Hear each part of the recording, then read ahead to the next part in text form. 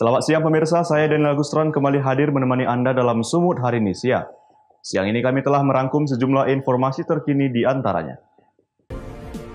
Satu dari sejumlah mahasiswa Universitas Sumatera Utara yang hanyut di Sungai Tuntungan, Deli Serdang akhirnya ditemukan.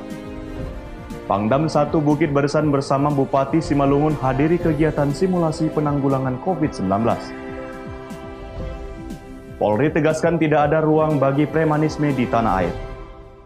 Selain cuplikan berita tadi, kami juga akan menghadirkan beragam informasi lainnya. Pemirsa, kita jelang Sumut Hari ini siang selengkapnya.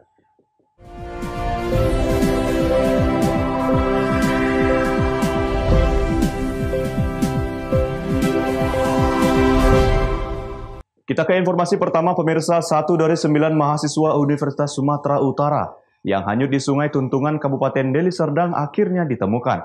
Korban ditemukan sudah dalam keadaan tak bernyawa.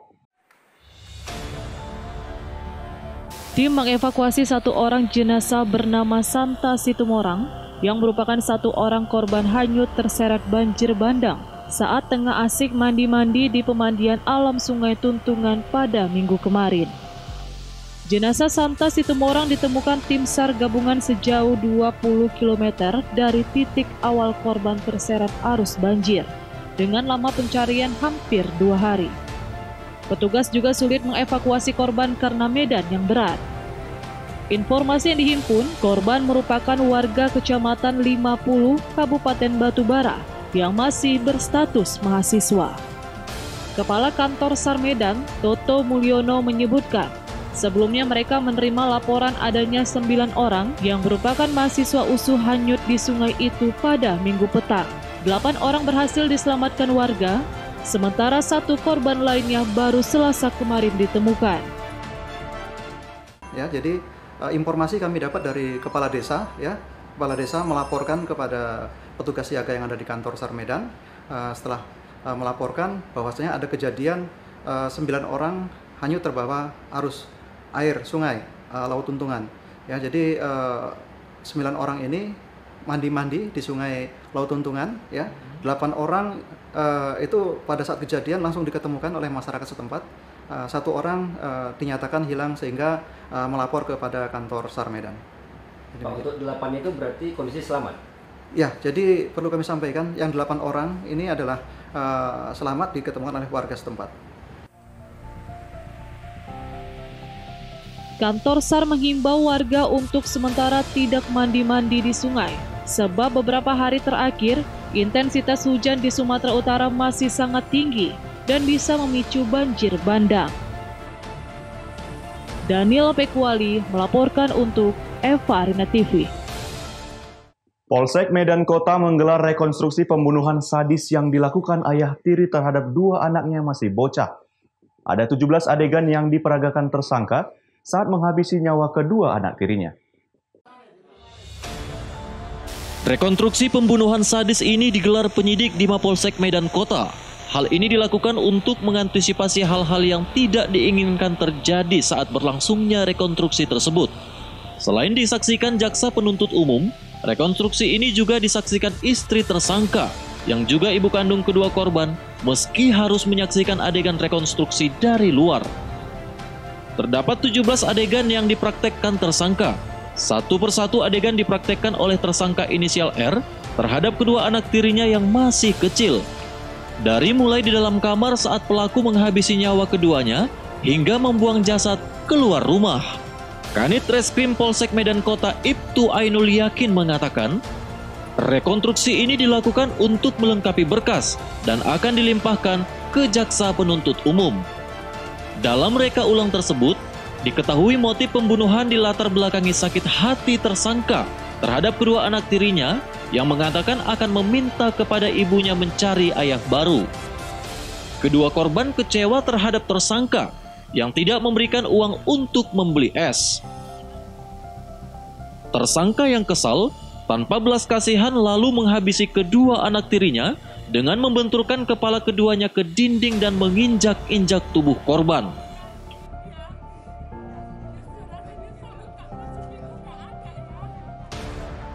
Jadi rekonstruksi ini dilakukan sebanyak 17 adegan bersama dengan penasihat hukum dan jaksa penuntut umum. Motif pembunuhannya apa, Bang? Untuk motif pembunuhan, si tersangka merasa kesal akibat omongan dari si korban, bahwasanya korban akan mencari papa baru untuk bilang ke mamanya. Wahyu Pratama melaporkan untuk Evarina TV.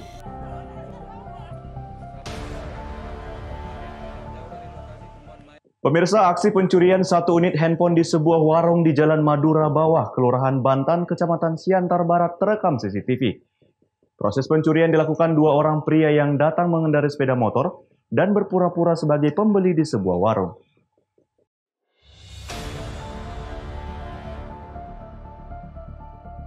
Aksi pencurian satu unit handphone di sebuah warung di Jalan Madura Bawah, Kota Pematang Siantar, berhasil terekam kamera pengintai. Dalam rekaman tersebut, terlihat dua orang pelaku datang ke warung dengan mengendarai sepeda motor. Kemudian salah seorang pelaku memasuki warung dan berpura-pura membeli minuman. Sementara itu rekannya menunggu di sepeda motor. Saat hendak membayar minuman, pelaku kemudian mengambil handphone yang sedang digunakan seorang anak untuk belajar di warung tersebut. Pelaku kemudian melarikan diri bersama rekannya. Korban yang dibantu warga kemudian mengejar kedua pelaku. Sayangnya kedua pria tersebut berhasil melarikan diri. Pertama dia lewat dulu ke atas, ke arah Jalan Jawa. Habis itu, karena dilihatnya sepi, balik lagi. Nah, dia pura-pura beli ale-ale 2 gelas. Nah, jadi anakku kan di sini kan lagi daring sambil jaga gede. Kebetulan istriku masak di belakang. Nah, jadi waktu dia mau bayar, jadi dilihatnya anakku megang handphone.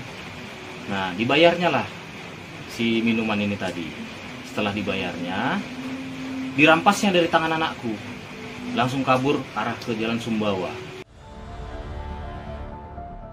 Jo Ambarita melaporkan untuk Evarina TV. Pangdam 1 Bukit Barisan bersama Bupati Simalungun hadiri kegiatan simulasi penanggulangan COVID-19. Beritanya akan hadir sesaat lagi.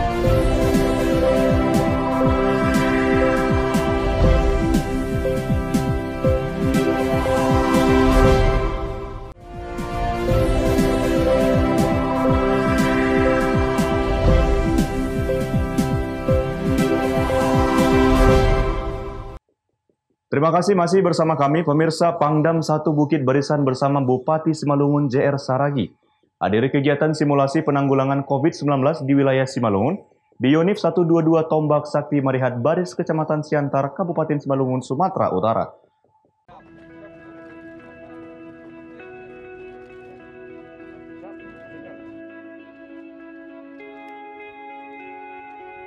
Inilah simulasi penanggulangan COVID-19 oleh tim Satuan TNI, Polri, dan pemerintah Kabupaten Simalungun dalam mendukung tim gugus tugas percepatan penanganan COVID-19 di wilayah Simalungun.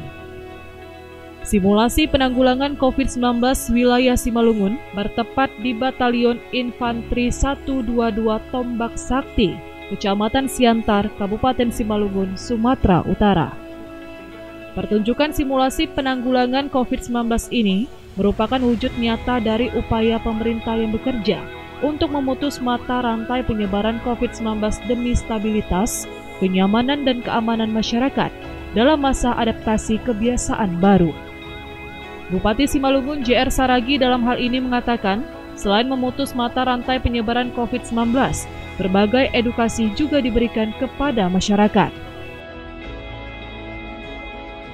Kita memberikan edukasi, contohnya kita lakukan rapid test, terus apabila dia positif, kita anjurkan untuk dilakukan swab.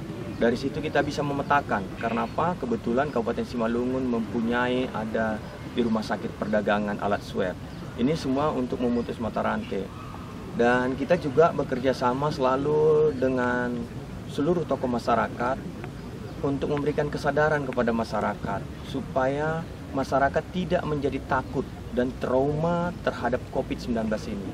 Seperti yang dibilang Presiden, jadikan ini menjadi sahabat, Kalau sahabat itu bukan ditakutin tapi diwaspadain. Simulasi ini juga merupakan perintah dari Kepala Staf Angkatan Darat untuk jajaran TNI Angkatan Darat tentang Satuan Sigap COVID-19 sebagai satuan pengganda. Pangdam Bukit Barisan Mayor Jenderal TNI Irwansyah yang menyaksikan simulasi ini memberikan apresiasi karena sebagai garda terdepan harus memberikan contoh yang baik kepada masyarakat dalam penanganannya. Pangdam juga mengucapkan terima kasih kepada Bupati Simalungun JR Saragi yang begitu sigap dalam memutus mata rantai penyebaran COVID-19.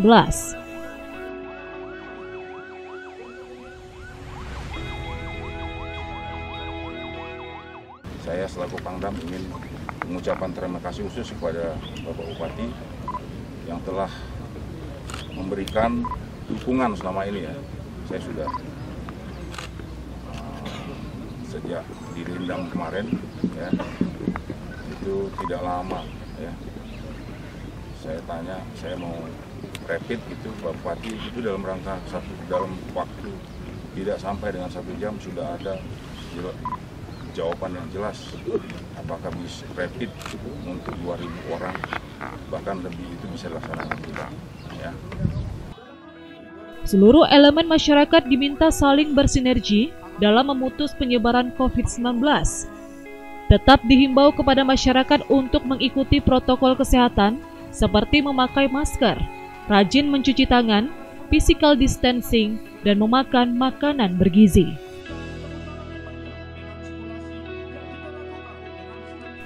Penta News Sembiring melaporkan untuk Evarina TV. Pemirsa, pemerintah Kabupaten Batubara, Sumatera Utara menggelar sosialisasi adaptasi kebiasaan baru menyusul turunnya angka penyebaran COVID-19 di Batubara.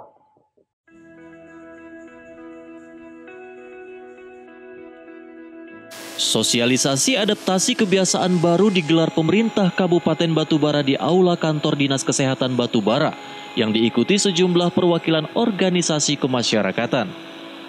Sosialisasi dipimpin Bupati Batubara Zahir beserta Kepala Dinas Kesehatan Batubara Wahid Kusyairi dan Direktur Rumah Sakit Umum Daerah Batubara Guru Wahyu Nugraha.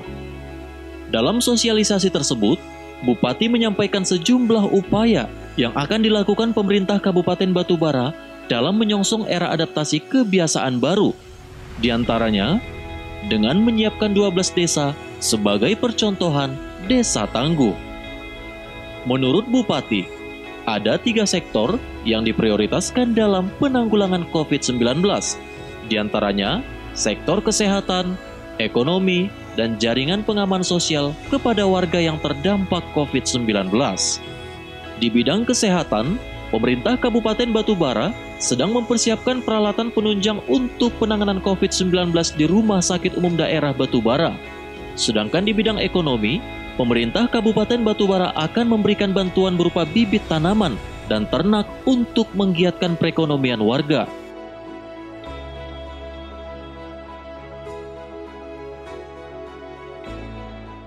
Kita melakukan persiapan new normal. Ada 12 desa, desa tangguh COVID. Ini kita coba dulu di sana, kehidupan new normal, percobaan dulu. Kalau masyarakat dari 12 desa ini sudah mulai bisa, ketika nanti kita sudah masuk pada zona hijau, maka kegiatan new normal itu sudah tidak asing lagi bagi masyarakat Batubara, bercontoh dari 12 desa yang kita jadikan desa percontohan itu. Di samping kita juga sekarang mempersiapkan kelengkapan rumah sakit kita. Karena rumah sakit yang bisa menangani COVID ini harus punya standar yang khusus. Bagaimana manusia yang melayaninya, bagaimana kondisi rumah sakitnya, bagaimana keadaan rumah sakitnya, sehingga orang di dalam bisa nyaman, orang nyaman bisa cepat sembuh.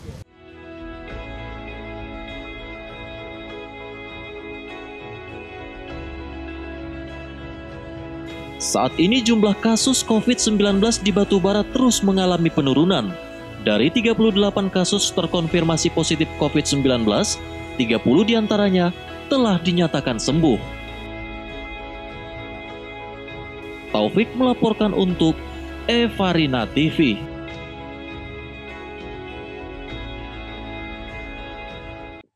Polisi berhasil mengungkap kasus penculikan seorang anak perempuan di bawah umur di Kabupaten Asahan, Sumatera Utara. Tersangka diringkus petugas saat membawa korban menyeberang ke Pulau Jawa.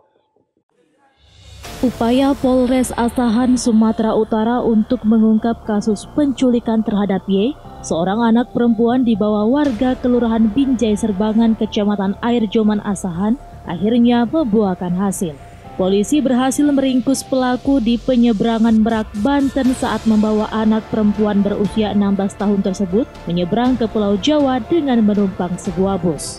Pelaku E, 43 tahun, warga Kampung Bojong, Desa Bluk-Buk Plonjo, Tangerang, Banten, bersama korban tiba di Mapolres Asahan. Korban yang terlihat ketakutan langsung menangis memeluk ibunya. Di hadapan polisi, pelaku mengaku mengenal korban melalui media sosial. Namun pelaku membantah jika dirinya menculik korban. Pelaku mengaku dirinya membawa korban dengan dalih untuk bertemu dengan adiknya yang sudah lama berkenalan dengan korban. Berarti adik kamu kenal sama dia? Kenal di Facebook, Pak. Kenal di Facebook. Jadi Iya, kamu betul. disuruh adik kamu jemput dia? Iya, betul. Karena keadaan uang, Pak. Kalau orang berdua kan Adik kamu tinggal di mana? Di Belaraja, Kolonjo. Kamu tinggal di sini? Enggak, saya di Belaraja juga sama. Oh, berarti kamu dari sana berangkat? Dari sana ke sini ya. Jemput dia? Udah ketahuan semua mau bawa polisi, kalau saya nyolong mah udah saya Iya. ngalih-ngalih mungkin mobilnya, Pak ya. Kamu sama adik kamu tinggal di sana? Di sana, Pak. Disuruh adik kamu? Disuruh, iya Gus mau ketemuan. Untuk apa? Untuk apa? Alasannya Untuk apa? adik kamu nggak ada duit. Sih nggak ada duit, memang betul. Kamu bisa ke sini, adik kamu nggak bisa. Kamu pakai apa ke sini? Bisa terbang? Bebis. Iya, kenapa nggak adik kamu yang langsung jumpai dia? Kenapa kamu? Ya itu udah nggak berani. Namun ayah korban mengatakan sama sekali tidak kenal baik dengan pelaku maupun adik pelaku. Bahkan dirinya juga tidak mengetahui jika anaknya berkenalan dengan pelaku. Di Jawa, Pak. Tangerang. Sama pelaku kenal? Ya, Pak. Sama pelaku dan Iya. pelaku kenal sama pelaku Pak? Tidak, saya tidak kenal sama pelaku. Tahu Bapak, anak Bapak ini medsosnya Penculikan anak. nggak kenalnya, tahu Bapak dia kenal sama laki ini, udah tahu? Tahu Bapak? Tidak tahu, kalau saya tidak tahu. Pelaku berhasil diringkus setelah Polres Asahan berkoordinasi dengan Polsek Pelabuhan Merak serta Polres Tangerang dan Polda Banten. Jadi perlu saya sampaikan di sini bahwasanya singkat cerita ini telah beredar di medsos Facebook, ini ada anak di bawah umur dibawa lari oleh pelaku yang berinisial E. Kemudian dari situ viral akan terjadinya suatu penculikan, ya, viral. Kemudian hari Jumat orang tuanya melapor ke Satreskrim Polres Asahan. Kemudian kita tindak lanjuti dengan mengumpulkan alat bukti yang ada, mencari keterangan saksi, dan alhamdulillah dari hasil lidik anggota OSNAL kami di lapangan telah ditemukan itu identitas korban inisial Y dan pelaku inisial E menaiki bus tujuan Jakarta, sehingga kami koordinasi dengan Polsek Merak, Polres Cirebon, Polda Banten untuk bisa bekerjasama mengamankan pelaku ini berikut dengan korban.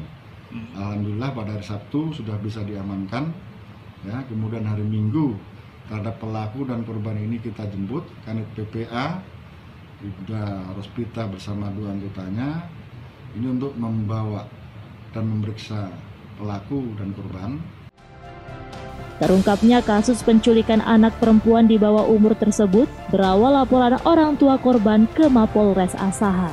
Polisi yang langsung melakukan penyelidikan berhasil mengenali pelaku setelah mengambil rekaman CCTV sebuah SPBU di Jalan Besar Air Joman, tempat pelaku bertemu dan membawa korban. Taufik melaporkan untuk Evarina TV.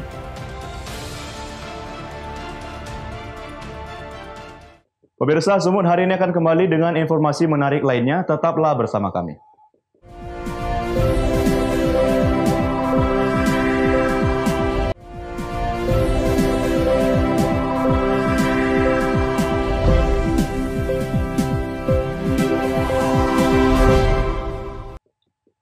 Terima kasih masih bersama kami, pemirsa. Kepolisian Republik Indonesia menyatakan tidak ada ruang bagi premanisme maupun aksi kekerasan di tanah air.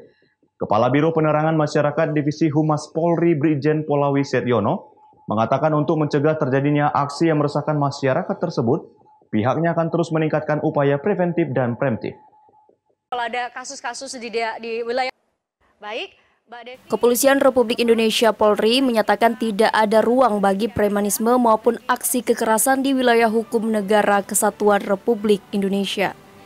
Dalam diskusi virtual terkait peran negara dalam menutup ruang premanisme dan aksi kekerasan di tengah masyarakat Selasa 28 Juli di Jakarta, Kepala Biro Penerangan Masyarakat Divisi Humas Polri Brigjen Pol Awi Setiono mengatakan, Polri merupakan garda terdepan dalam menghadapi berbagai aksi yang meresahkan dan mengancam stabilitas dalam negeri. Untuk itu pihaknya terus meningkatkan 3 upaya strategis dalam menangani premanisme, yaitu upaya preventif, represif, dan preemptif. Cara preventif dilakukan dengan cara melakukan tugas patroli dialogis maupun patroli rayon yang bertujuan mempersempit ruang gerak preman. Cara represif merupakan penindakan langsung terhadap praktek premanisme dan aksi kekerasan di tengah masyarakat. Sedangkan cara preemptif dilakukan dengan cara memberikan penyuluhan, khususnya penyuluhan hukum.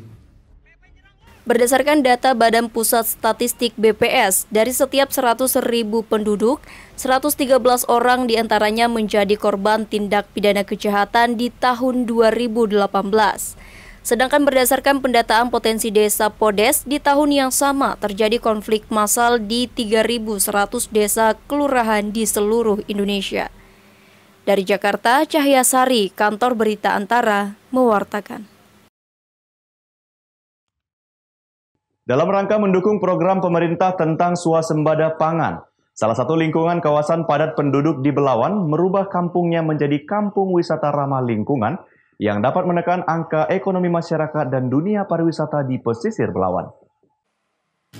Kini warga Medan bisa merasakan nuansa alam yakni kampung wisata ramah lingkungan di Jalan Komodor Laut Yosudarso, lingkungan 12, Kelurahan Belawan Bahari, Kecamatan Medan Belawan, Sumatera Utara.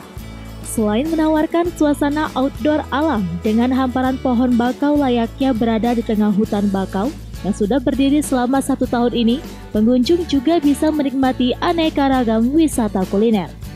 Objek wisata ini selalu ramai dikunjungi warga baik dari dalam hingga luar kota Medan. Pengunjung juga dapat mengelilingi paluh dan melihat langsung ribuan ikan air tawar yang merupakan budidaya warga sebagai salah satu mata pencarian. Lurah Belawan Bahari mengatakan, dengan merubah kampung tersebut menjadi tempat wisata bahari, dapat meningkatkan perekonomian warga di kawasan pesisir Belawan. Tentu dengan banyak wisata datang ke sini, kita berharap bahwasanya ekonomi masyarakat akan berkembang. Dengan kedatangan masyarakat tentu banyak hal-hal yang bisa dimanfaatkan. Kulinernya ada, nanti harap kita juga souvenir-souvenir.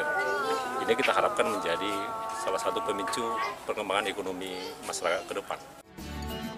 Selain melakukan program kegiatan penghijauan melalui pertanian hidroponik, pihak kelurahan juga akan menyediakan fasilitas rumah baca. Wahyu Pratama melaporkan untuk Eva Rina TV. Pemirsa, informasi tadi sekaligus mengakhiri pertemuan kita dalam Sumut hari ini siang.